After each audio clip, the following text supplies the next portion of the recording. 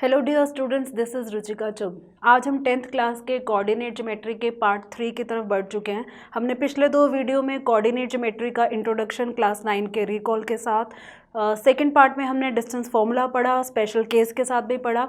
आज हम distance formula को एक बार फिर से पढ़ेंगे और इस बार हम इसके डिफरेंट क्वेश्चंस को डील करेंगे।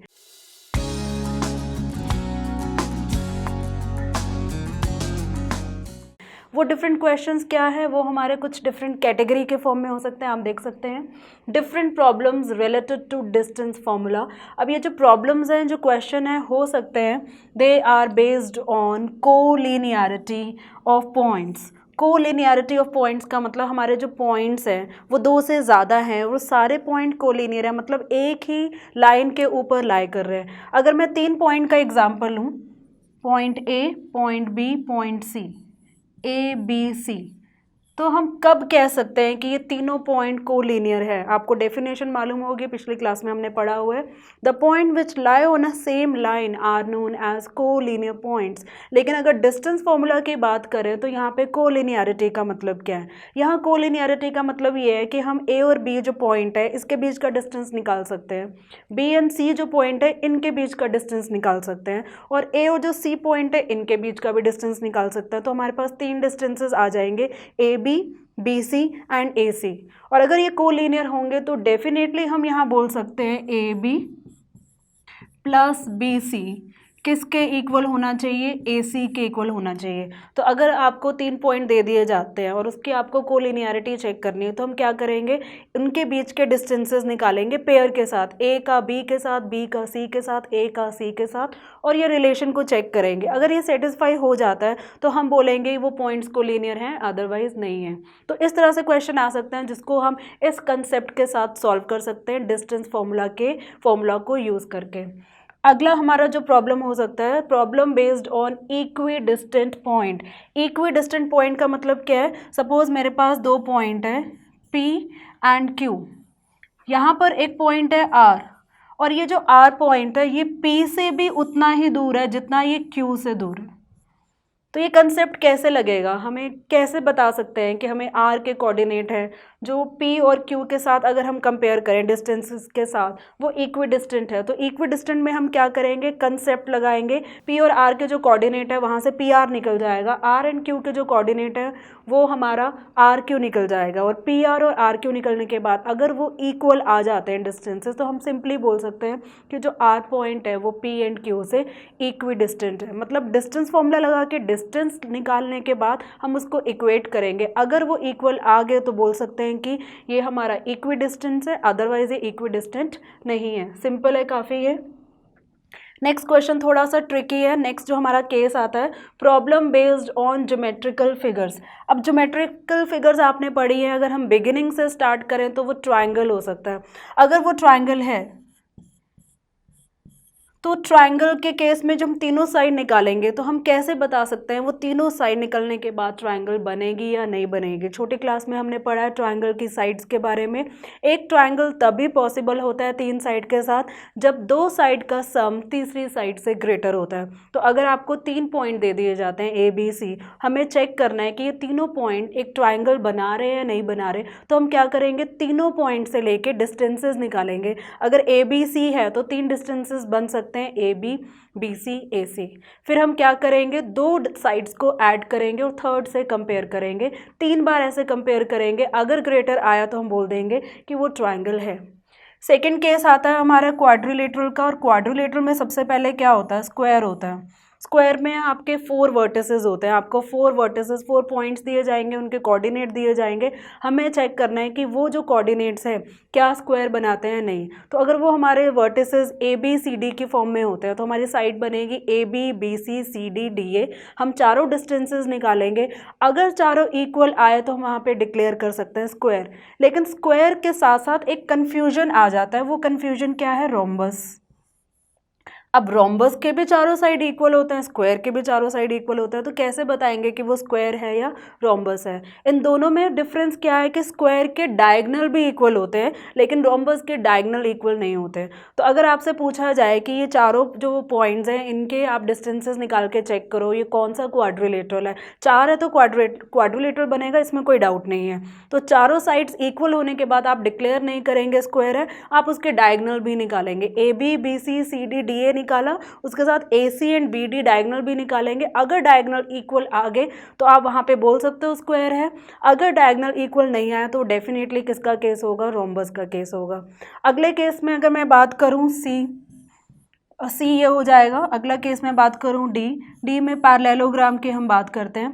पैरेललोग्राम क्या होता है? ऑपोजिट साइड्स इक्वल होती है, लेकिन ऑपोजिट साइड्स तो रेक्टेंगल की भी इक्वल होती है। तो अगर हम ये साइड्स कैलकुलेट कर रहे हैं, अगर दो उसमें इक्वल आती हैं, आमने सामने की इक्वल आती है, या तो वो पैरेललोग्राम होगा या रेक्टेंगल होगा। तो अब यहाँ पे कन्फ्यूजन है कि उसको पैरेललोग्राम बोले या रेक्टेंगल बोले। पैरेललोग्राम के डायगनल्स इक्वल नहीं होंगे, रेक्टेंगल के डायगनल्स इक्वल होंगे। तो अगर आपके पास 4 पॉइंट दिए हैं, उनके कोऑर्डिनेट दिए हैं और उसमें 2 2 2 की इक्वालिटी आ रही है, तो वहाँ पर आप डायगनल निकाल के चेक करेंगे, डायगनल भी इक्वल आए तो बोल देंगे रेक्टेंगल, नहीं तो बोलेंगे हम कि वो क्या है? पैरेललोग्राम है। तो इस तरह से हम डिफरेंट फिगर्स की आइडेंटिफिकेशन कर सकते हैं। ट्रायंगल में हम एक और भी चीज़ आइडेंटिफाई कर सकते हैं कि अगर ट्रायंगल है, तीनों साइड्स हैं, तीनों की तीनों इक्वल आ जाती है तो हम क्या बोलेंगे? ये इक्विलेटरल ट्रायंगल है। 2 की इक्वालिटी आ जाती है तो हम क्या बोलेंगे? आइसोसेलेस ट्रायंगल है। और अगर ट्रायंगल पाइथागोरस थ्योरम को सेटिस्फाई करता है तो हम बोल देंगे राइट एंगल ट्रायंगल है। तो इस तरह से हमारे कुछ क्वेश्चंस आएंगे, वो आपको पॉइंट्स देंगे, उनके कोऑर्डिनेट देंगे और पूछेंगे ये कौन सी ज्योमेट्रिकल फिगर है और इसको किस तरह से हम नेम दे सकते हैं। तो इस तरह के हमारे 3 केसेस हैं जो इस चैप्टर में डिस्टेंस फॉर्मूला के ऊपर आ सकते हैं। तो चलिए कुछ क्वेश्चन हम स्टडी करते हैं इन तीनों केसेस के ऊपर ताकि हमारी कुछ अंडरस्टैंडिंग बेटर हो। जैसा कि आप देख सकते हैं हमारा example 1, check the points. 3 point यहाँ पे दिए हैं, A B C are collinear और नॉट। तो स्टार्ट करते हैं इसका सोल्यूशन। 3 पॉइंट्स हैं हमारे, ए 1, -1, बी है 5, 2 और सी है 9, 5। जैसा कि अभी हमने डिस्कस किया कि कोलिनियरिटी है या नहीं है, हम क्या करेंगे? ए और बी का डिस्टेंस निकालेंगे ए बी, बी और सी का डिस्टेंस निकालेंगे बी सी, ए और सी का डिस्टेंस निकालेंगे ए सी। अगर A B plus B C equal to A C आ जाता है तो मतलब कोलिनियर है, नहीं तो नहीं है। तो स्टार्ट करते हैं पहले ए बी के साथ। डिस्टेंस फॉर्मूला लगाएंगे, स्क्वायर रूट ए बी के एक्स कोऑर्डिनेट का डिफरेंस 1 और 5 का डिफरेंस होता है 4, हमें स्क्वायर भी करना है, फिर प्लस -1 -2 हो जाएगा -3, -3 का स्क्वायर हो जाएगा 9। ये डायरेक्ट मैंने 9 लिख दिया। तो आगे से अगर मैं सॉल्व करूं तो ये क्या होगा? 4 स्क्वायर हो जाएगा 16 एंड 16 प्लस 9 ये हमें देगा 25 का स्क्वायर रूट, और 25 का स्क्वायर रूट क्या हो जाएगा? 5 यूनिट्स। यहाँ पे कंफ्यूज नहीं होना, 9 नहीं है, 3 स्क्वायर है जिसको डायरेक्ट सॉल्व करके लिखा है। डायरेक्ट कैलकुलेशन लगाइए। अगर आपको कैलकुलेशन में थोड़ा सा प्रॉब्लम आ रही है तो आप हर एक स्टेप को फॉलो करेंगे और शो करेंगे। नेक्स्ट हमें निकालना है बी सी। बी सी के लिए भी सेम हम डिस्टेंस फॉर्मूला लगाएंगे। बी सी के लिए एक्स के कोऑर्डिनेट का डिफरेंस निकाल के स्क्वायर और वाई के कोऑर्डिनेट का डिफरेंस निकाल के स्क्वायर। 5 और 9 का डिफरेंस होगा 4, तो यहाँ हम कर देंगे 4 स्क्वायर प्लस 2 और 5, 2 - 5 हो जाएगा -3, -3 का स्क्वायर हो जाएगा 9। तो ये कितना हुआ? ये भी सेम आ रहा है, 16 प्लस 9 ये हमें देगा 25 स्क्वायर रूट में, जिसकी वैल्यू आ रही है 5 यूनिट्स। ए बी निकाल दिया, बी सी निकाल दिया। नेक्स्ट हम निकालेंगे ए सी। ए सी को फिर वही डिस्टेंस फॉर्मूला से ए एंड सी में एक्स कोऑर्डिनेट का डिफरेंस 1 और 9 का डिफरेंस हो जाएगा 8, 8 का स्क्वायर करेंगे 64 प्लस -1 और 5 का डिफरेंस, -1 - 5 हो जाता है -6, -6 का स्क्वायर करेंगे ये हो जाएगा 36। कितना हुआ? 64 प्लस 36 ये हो जाएगा 100 का स्क्वायर रूट निकालें तो ये हो जाएगा 10 यूनिट्स। अब इन सारी वैल्यूज़ को कंपेयर करो तो इजीली बोल सकते हैं A B plus B C is equal to A C. This implies that A B plus B C जो कि 5 है, किसके इक्वल है 10, और 10 किसकी वैल्यू है, ए सी की वैल्यू है। अब हम क्या बोल सकते हैं, therefore A comma B and C are collinear points. तो इस तरह से क्वेश्चन सॉल्व हो सकता है। अगर ये इक्वल नहीं होते तो हम मैसेज पास करेंगे A B C are non collinear points. क्योंकि इक्वालिटी शो हो रही है तो यहाँ पर हम बोल सकते हैं ये तीनों पॉइंट्स क्या हैं, कोलिनियर पॉइंट। तो ये हमारा केस 1 है जहाँ पे हमने कोलिनियरिटी चेक की है। सेकेंड केस के लिए हम एक क्वेश्चन देखते हैं next. Example 2, find a point on x axis. अब ये एक्स एक्सिस के पॉइंट का मतलब क्या है, जो भी पॉइंट जब एक्स एक्सिस पे आता है उसके जो कोऑर्डिनेट की बात करें, एक्स का तो कोई ना कोई नंबर होगा लेकिन वाई डेफिनेटली क्या होगा, 0 होगा। हमें इस पॉइंट को लोकेट करना है और इस पॉइंट के एक्स और वाई कोऑर्डिनेट नहीं चाहिए क्योंकि वाई तो डेफिनेटली 0 होगा, सिर्फ एक्स कोऑर्डिनेट की वैल्यू चाहिए। सिर्फ यहाँ पे एक्स का जो वैल्यू है हमें वो बताना है। Which is equidistant from a point. एक पॉइंट है जिसके कोऑर्डिनेट 7,6 है, दूसरा पॉइंट है जिसके कोऑर्डिनेट -3,4 है। यहाँ पे पॉइंट शो नहीं किया तो एज्यूम करेंगे उस पॉइंट को हम ले लेते हैं P और ये दोनों पॉइंट को ले लेते हैं Q एंड R। तो सॉल्यूशन स्टार्ट करते हैं। यहाँ पर हम लेट पॉइंट P जिसके कोऑर्डिनेट क्या है, क्योंकि वो एक्स एक्सिस पे है तो वो हो जाएगा x,0 लाई, क्योंकि यहाँ पे बोला है इक्वी डिस्टेंट तो हम बोलेंगे लाई बिटवीन 2 पॉइंट्स। वो 2 पॉइंट्स कौन से हैं, वो है, हम फर्स्ट पॉइंट ले लेते हैं Q जो कि है 7,6 एंड सेकेंड पॉइंट ले लेते हैं R जो कि है -3,4 which lie between 2 point Q and R with equal distance. ये इक्वल डिस्टेंस क्यों,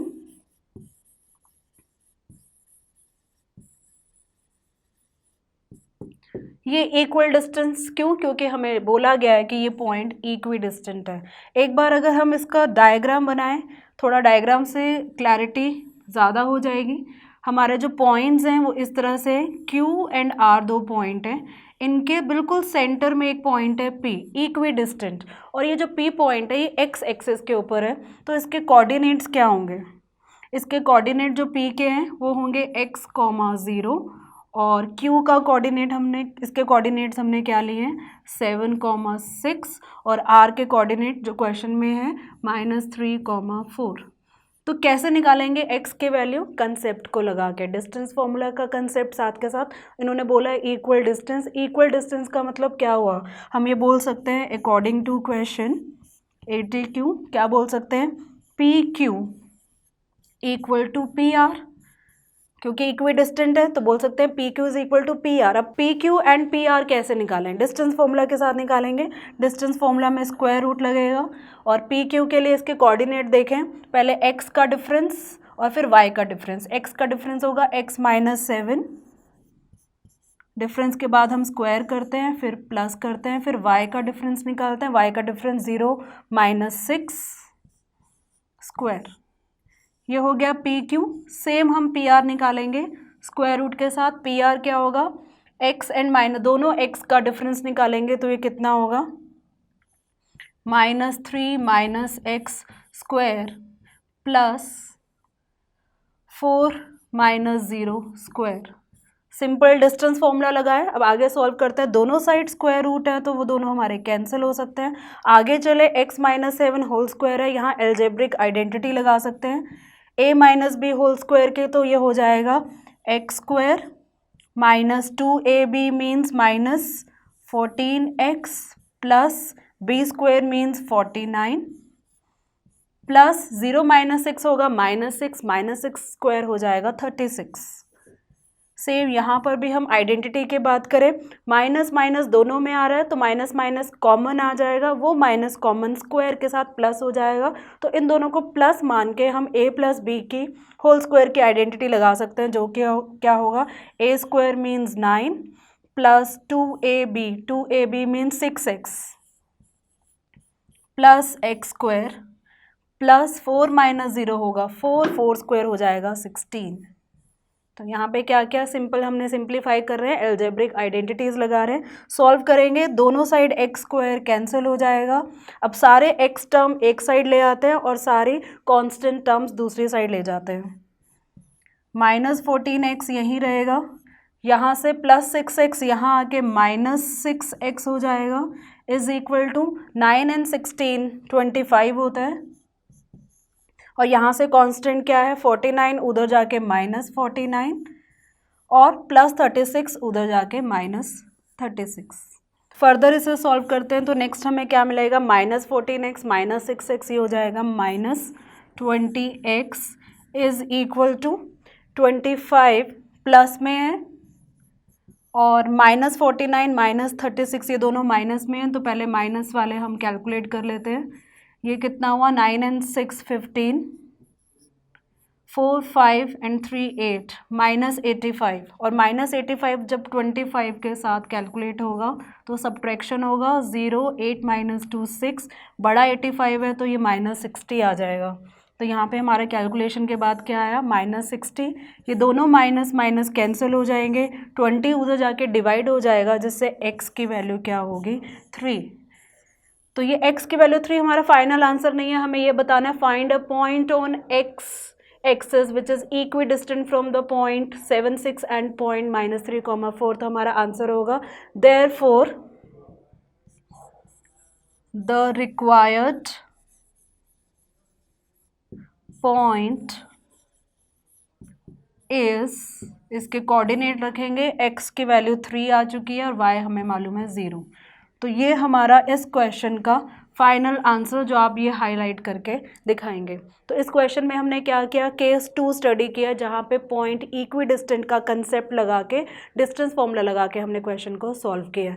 चलिए बढ़ते हैं केस 3 की तरफ। Case 3, do the point P जिसके कोऑर्डिनेट है 4, -1, Q जिसके कोऑर्डिनेट है 5, 6 एंड R जिसके कोऑर्डिनेट है 1, 3। क्या ये ट्राइंगल फॉर्म करते हैं या नहीं? अगर करते हैं तो किस टाइप का ट्राइंगल फॉर्म करते हैं? तो ट्राइंगल फॉर्म की हमें जो चेकिंग करनी है वो कैसे करनी है, तीनों पॉइंट के से हम क्या करेंगे, उस ट्राइंगल के तीनों साइड्स निकालेंगे। तीनों साइड ट्राइंगल तभी बनाएंगे जब दो साइड का सम थर्ड से ग्रेटर होगा। अगर ऐसा हो जाता तो ट्राइंगल बनेगा, और ऐसा होने पे वो जो साइड्स हैं उनमें क्या रिलेशन है उससे हम चेक करेंगे कि किस तरह की ट्राइंगल बन रही है। तो स्टार्ट करते हैं इसका सोल्यूशन। हमारे पास 3 पॉइंट है, P 4, -1, सेकेंड पॉइंट है Q जिसके कोऑर्डिनेट है 5, 6, थर्ड पॉइंट है हमारा R जिसके कोऑर्डिनेट है 1, 3। तीनों साइड्स निकालेंगे, ट्राइंगल है, या तो PQ होगा या QR होगा या PR होगा। सबसे पहले PQ निकालते हैं। स्क्वायर रूट PQ है तो x का डिफरेंस 4 और 5 का डिफरेंस होता है -1 का स्क्वायर 1 होगा, प्लस करेंगे -1 एंड -6 हो जाएगा, -7 का स्क्वायर होगा 49। तो ये हमारा कितना आया, √50। अब √50 हमें मैथ्स में क्या है, 10th क्लास मैथ्स में टाइम बहुत कम होता है, √50 कैलकुलेट करने बैठेंगे तो बहुत टाइम लग जाएगा। 50 को थोड़ा सा मैं कम करती हूँ 49, तो 49 49 का स्क्वायर रूट क्या होता है 7, तो अप्रॉक्सीमेटली मैं इसको 7 यूनिट लिख देती हूँ। हम ऐसा अप्रॉक्सीमेट वैल्यू दिखा सकते हैं क्योंकि टाइम की कमी है। ये क्वेश्चन हमारा 3 मार्क्स या 2 मार्क्स के लिए आएगा, तो आप वहाँ स्क्वायर रूट निकालने नहीं बैठेंगे, आप सिमिलरली 7 यूनिट, मतलब कि एक शॉर्टकट से हम यहाँ पे आंसर दिखा सकते हैं। नेक्स्ट हम निकालना चाहेंगे QR कैसे निकलेगा, स्क्वायर रूट QR है 5 और 1 का डिफरेंस 4, 4 का स्क्वायर 16, प्लस 6 और 3 का डिफरेंस 3 और 3 का स्क्वायर 9, 16 + 9 हमें देगा √25, और ये होता है 5 यूनिट के इक्वल। नेक्स्ट हमें निकालना है, PQ निकाल दिया, QR निकाल दिया, नेक्स्ट हम निकालेंगे PR मतलब P एंड R। 4 और 1 का डिफरेंस हो गया 3, 3 का स्क्वायर हो गया 9, प्लस -1 और 3 का डिफरेंस हो गया -4, -4 का स्क्वायर हो गया 16, 16 + 9 ये भी हमें √25 दे रहा है, ये 5 यूनिट आ रहा है। अब हमने तीनों साइड्स निकाल दिए, लेकिन हमें कैसे पता लगेगा ट्राइंगल फॉर्म हो रहा है या नहीं? यहाँ पे 3 केसेस बनेंगे हमारे ट्राइंगल की पॉसिबिलिटी को चेक करने के लिए। पहला हम क्या करेंगे, 3 साइड है PQ, QR, PR, तो हम क्या करेंगे, ये दो साइड को ऐड करके चेक करेंगे पी आर के साथ, या फिर पी क्यू के साथ क्यू आर नहीं, मैं पी आर ले लेती हूँ। इसको ऐड करने के बाद चेक करेंगे क्यू आर। पी क्यू को 2 बार ले लिया, अब एक बार जो रह गया है next possibility Q R and P R, इसको चेक करेंगे पी क्यू के साथ। तो चलिए चेक करते हैं, पी क्यू की वैल्यू कितनी है 7, पी क्यू की वैल्यू है 7, जहाँ जहाँ पी क्यू है वहाँ मैं 7 लिख देती हूँ। क्यू आर की वैल्यू कितनी है 5, क्यू आर की वैल्यू है 5 और पी आर की वैल्यू भी थी 5।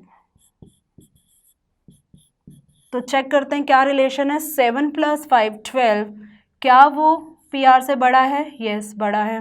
7 + 5 12, क्या वो क्यू आर से बड़ा है? यस बड़ा है।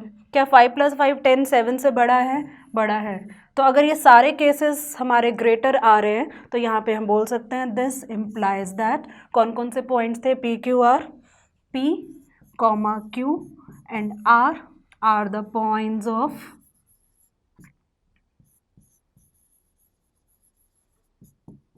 Of triangle.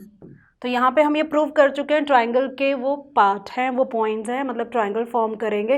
लेकिन किस तरह का ट्राइंगल फॉर्म करेंगे आप देख सकते हैं, तीनों साइड जब हमने निकाली तो एक साइड 7 आई, दूसरी 5 आई, तीसरी भी 5 आई, तो किस तरह का ट्राइंगल है ये ट्राइंगल आप देख सकते हैं, दो साइड की इक्वालिटी का मतलब ये आइसोसेलेस ट्राइंगल है। तो यहाँ पर हम बोल सकते हैं the triangle so formed is an, कौन सा? Isosceles triangle.